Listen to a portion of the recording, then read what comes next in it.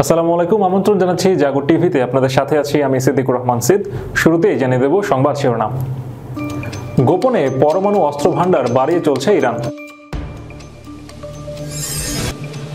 লেবাননের ইসরায়েলে ৮ শতাধিক সেনা নিহত। এবার জেরুজালেম পোস্টের রিপোর্টে বেরোলো আসল তথ্য।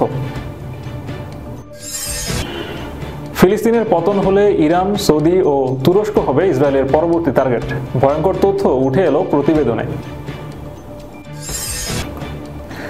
যুদ্ধের ইতিহাসে প্রথম ইউক্রেনে আন্তঃমহাদেশীয় ব্যালিস্টিক ক্ষেপণাস্ত্র ছুড়ল রাশিয়া। মার্কিন সামরিক কর্মকর্তাদের টনক নড়িয়ে দিয়েছে ইয়েমেন। হুতি সামরিক শক্তি দেখে হতচমকিত ওয়াশিংটন। পাকিস্তানে বিক্ষোভ ঠেকাতে হাসিনার কায়দায় তোড়জোড়, তবে বালির ট্রাক নয়, রাস্তায় বসছে কন্টেইনার, বন্ধ হচ্ছে মোবাইল ইন্টারনেট সেবা।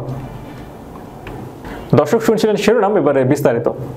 কিছুদিন আগেই ইসরায়েল দাবি করেছিল ইরানের পরমাণু বোমা তৈরির সক্ষমতাকে ধ্বংস করে দিয়েছে তারা। গেল ২৬ অক্টোবর তেহরানে এক হামলায় ইরানের গোপন এক পরমাণু গবেষণা কেন্দ্র ধ্বংস করার দাবি করেছিল ইসরায়েল। দেশটির কর্মকর্তাদের দাবি, হামলায় ইরানের পরমাণু কর্মসূচির বড় একটি অংশ ধ্বংস হয়ে গেছে। ইসরায়েলের দাবি উড়িয়ে দিয়ে ইরান বলেছিল তাদের পরমাণু কর্মসূচির কোনো ক্ষয়ক্ষতি হয়নি, সব মিলিয়ে আগের মতোই আছে। এবার জাতিসংঘের পরমাণু পর্যবেক্ষণ সংস্থার প্রকাশিত রিপোর্টে দাবি করা হয়েছে নির্ধারিত সীমা ছাড়িয়ে ইউরেনিয়ামের মজুদ ব্যাপকভাবে বাড়িয়েছে ইরান। এই প্রতিবেদনে বলা হয়েছে ৬০% বিশুদ্ধ ১৮২.৩ কিলোগ্রাম ইউরেনিয়াম জমা করে ফেলেছে ইরান। পরমাণু বোমা তৈরির জন্য অনেকখানি এগিয়ে গিয়েছে মধ্যপ্রাচ্যের দেশ ইরান। পরমাণু অস্ত্র নির্মাণে প্রয়োজন ৯০% বিশুদ্ধ ইউরেনিয়াম, অর্থাৎ পারমাণবিক বোমা তৈরির শেষ পর্যায়ে পৌঁছে গিয়েছে ইরান। আগস্ট মাসে প্রকাশিত এই প্রতিবেদনের পর আরও ১৭.৬ কেজি ইউরেনিয়াম জমা হয়েছে বলে জানা গেছে। আইএইএ প্রতিবেদনে দাবি করা হয়েছে ২০১৫ সালে পরমাণু চুক্তিতে নির্ধারিত সীমার চেয়েও ৩২ গুণ বেশি বেড়েছে ইরানের ইউরেনিয়ামের মজুদ। পরমাণু শক্তিধর হয়ে উঠতে দীর্ঘদিন ধরে গোপনে প্রস্তুতি চালাচ্ছিল ইরান। যদিও ইরান বলে আসছিল তাদের পরমাণু কর্মসূচি শান্তিপূর্ণ, পারমাণবিক বোমা তৈরিতে তারা সমর্থন করে না। তবে গাজায় ইসরায়েলি আগ্রাসন এবং ইরানের উপর হামলায় পরমাণু নীতিতে পরিবর্তন আনার হুঁশিয়ারি দেয় তেহরান। ইরানের পরমাণু কর্মসূচিতে লাগাম টানতে ২০১৫ সালে দেশটির সঙ্গে চুক্তি করেছিল আমেরিকা, ব্রিটেন, ফ্রান্স, চীন, রাশিয়া এবং জার্মানি। তবে একাধিক দেশের সংঘাতের জেরে শেষ পর্যন্ত এই চুক্তি সাফল্যের মুখ দেখেনি। ট্রাম্প প্রেসিডেন্ট নির্বাচিত হওয়ার পর ২০১৮ সালে চুক্তি থেকে বেরিয়ে যায় আমেরিকা। এরপর থেকে গোপনে পরমাণু অস্ত্র ভান্ডার বাড়িয়ে চলেছে ইরান। পশ্চিমা আহ্বানকে উপেক্ষা করে নতুন কোনো চুক্তির বিষয়েও আগ্রহ দেখায়নি ইরান, উল্টো জানিয়ে দেয় পারমাণবিক চুক্তি নিয়ে নতুন চুক্তিতে যাবে না তেহরান।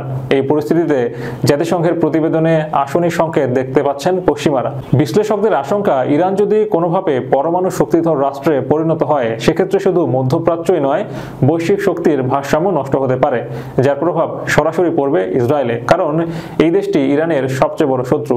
সাম্প্রতিক যুদ্ধ পরিস্থিতিতে ভয়াবহ হওয়ার আশঙ্কাও করা হচ্ছে। এদিকে ইরান যখন পরমাণু বোমা তৈরির পথে অনেকখানি এগিয়ে গিয়েছে, তখন পরমাণু যুদ্ধের সিঁধুরে মেঘ দেখা গিয়েছে ইউরোপ, আমেরিকায়। রাশিয়া ইউক্রেনের মধ্যে চলতে থাকা সংঘাত পরমাণু যুদ্ধের পথে এগোতে পারে বলে আশঙ্কা করা হচ্ছে। সব মিলিয়ে তৃতীয় বিশ্বযুদ্ধের আশঙ্কা করছে বিশ্বমনে। দক্ষিণ লেবাননে একাধিক হামলায় ইসরায়েলের ৮ শতাধিক সেনা নিহত হয়েছেন, যা ইসরায়েলি বাহিনীর জন্য এক বিরাট ক্ষতি। খবর জেরুজালেম পোস্ট। গত বুধবার ইসরায়েলি বাহিনী জানায় ২২ বছর বয়সী এক সেনা দক্ষিণ লেবাননে যুদ্ধ চলাকালীন নিহত হয়েছেন। ওই সেনা ছিল ইসরায়েলি ট্যুর গাইড ও প্রত্নতত্ত্ববিদ জিফ এরলিচের সঙ্গে। ৭১ বছর বয়সী এরলিচ একটি প্রত্নতাত্ত্বিক স্থানে কাজ করতে গিয়ে নিহত হন। এরলিচ ও এর সঙ্গে থাকা এক সেনা সদস্য দক্ষিণ লেবাননের গোলানি ব্রিগেডের একটি চিফ অব স্টাফ কর্নেল ইয়োফ ইয়র্মের নেতৃত্বে ওই এলাকায় প্রবেশ করছিলেন। তবে ওই এলাকায় আগে থেকেই দুটি হিজবুল্লাহ যোদ্ধা লুকিয়েছিল। হিজবুল্লাহ যোদ্ধারা তাদের উপর গুলি চালায়, এতে জিফ এরলিচ এবং একজন সেনা নিহত হন। এই ঘটনায় গোলানি ব্রিগেডের একজন অফিসার গুরুতর আহত হন। ইসরায়েলি বাহিনী জানিয়েছে এটি একটি অত্যন্ত গুরুত্বপূর্ণ ঘটনা এবং পুরো বিষয়টি তদন্ত করা হচ্ছে। অন্যদিকে ২২ বছর বয়সী ইসরায়েলি সার্জেন্ট ইয়াত বেন আমি দক্ষিণ লেবাননের একটি গ্রামে অভিযান চালানোর সময় মারা যান। ওই সময় ইসরায়েলি কমান্ডো কমান্ডোরা একটি ক্ষতিগ্রস্ত ভবনের মধ্য দিয়ে হাঁটছিলেন যখন ভবনটি ধসে পড়ে এবং তার মৃত্যু হয়। আইডিএফ এর দাবি, ওই ভবনটি আগে ইসরায়েলি হামলায় ক্ষতিগ্রস্ত হয়েছিল এবং আবহাওয়ার কারণে এটি ধসে পড়েছে। ওই ঘটনায় আরেকজন সেনা সদস্য আহত হন এবং তাকে হাসপাতালে ভর্তি করা হয়েছে। ফিলিস্তিনের পতন হলে ইরান, সৌদি ও তুরস্ক হবে ইসরায়েলের পরবর্তী টার্গেট।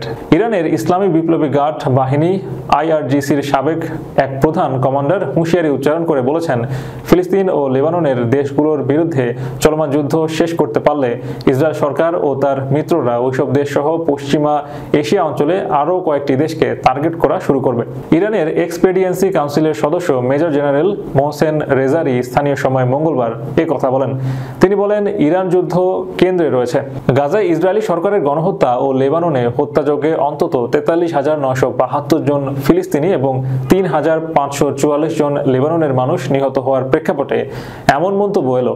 ইসরায়েল নৃশংস সামরিক আক্রমণে সবচেয়ে নিবেদিত মিত্র যুক্তরাষ্ট্রের পক্ষ থেকে রাজনৈতিক, সামরিক ও গোয়েন্দা সহায়তা পাচ্ছে বলেও উল্লেখ করেন মোহসেন রেজারি। ইসরায়েল যুদ্ধ মনোভাবের কারণ ব্যাখ্যা করতে গিয়ে রেজারি বলেন, যুদ্ধ চালিয়ে শত্রুরা তথাকথিত বার্তা দিতে চায় যে পশ্চিম এশিয়া হয় তাদের একটি জায়গা অথবা ইসলামিক প্রজাতন্ত্রের। যুক্তরাষ্ট্রকে ইসরায়েলি গণহত্যার পেছনে সরাসরি মদতদাতা উল্লেখ করে তিনি বলেন, এই অঞ্চলে তারা সাম্রাজ্যবাদ ও তথাকথিত পরাশক্তির মর্যাদা দীর্ঘস্থায়ী করতে চায়।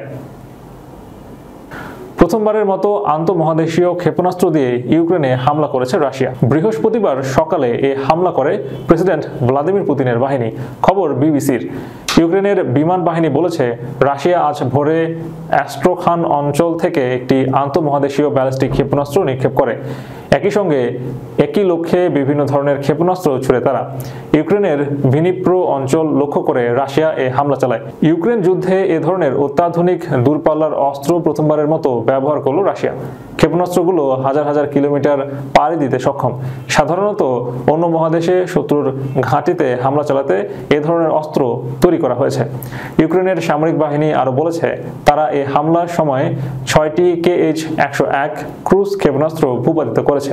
এর মানে হচ্ছে আন্তঃমহাদেশীয় ক্ষেপণাস্ত্রের সঙ্গে আরও বিভিন্ন ধরনের ক্ষেপণাস্ত্র ছোড়া হয়। রাশিয়া হয়তো চেয়েছে ভিনিপ্রো অঞ্চলটি হঠাৎ ধ্বংসস্তূপে পরিণত করতে।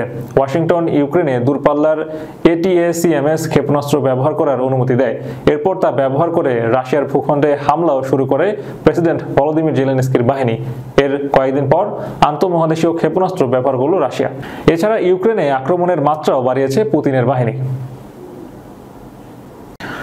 মার্কিন সামরিক কর্মকর্তাদের টনক নড়িয়ে দিয়েছেন ইয়েমেন। হুথিদের সামরিক শক্তি দেখে হতচকিত Washington. 26 September Yemeni news network জানিয়েছে, ইয়েমেনি সেনাবাহিনী সাম্প্রতিক ড্রোন হামলার পর লোহিত সাগর থেকে আমেরিকার বিমানবাহী রণতরী USS আব্রাহাম লিঙ্কন পালিয়ে গেছে।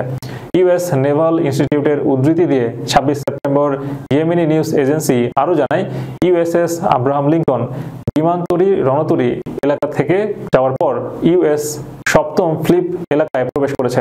পাস টুডে জানিয়েছে, গত 1 বছরে এই দ্বিতীয়বার পশ্চিম এশিয়া থেকে আমেরিকার বিমানবাহী রণতরী সরে গেল। পশ্চিম এশিয়া অঞ্চলে মার্কিন যুক্তরাষ্ট্রের উত্তেজনা সৃষ্টিকারী পদক্ষেপ যখন বৃদ্ধি পাচ্ছে, তখনই ইয়েমেনি সশস্ত্র বাহিনীর হাতে ওয়াশিংটনের পরাজয়ও অব্যাহত রয়েছে। সেই সাথে আমেরিকা ও অন্যান্য পশ্চিমা দেশের আধিপত্য ভেঙে পড়েছে। আইজেনহাওয়ার, রুজভেল্ট, আব্রাহাম লিঙ্কন বিমানতরী রণতরী পালিয়ে যাওয়ার সাথে সাথে আমেরিকা স্বীকার করেছে ইউক্রেনের সশস্ত্র বাহিনী উন্নত এবং আধুনিক সামরিক সক্ষমতা রয়েছে। আমেরিকার নৌবাহিনীর জন্য ইয়েমেনের সশস্ত্র বাহিনী একটি বড় বাধা এবং চ্যালেঞ্জ হিসেবে বিবেচিত।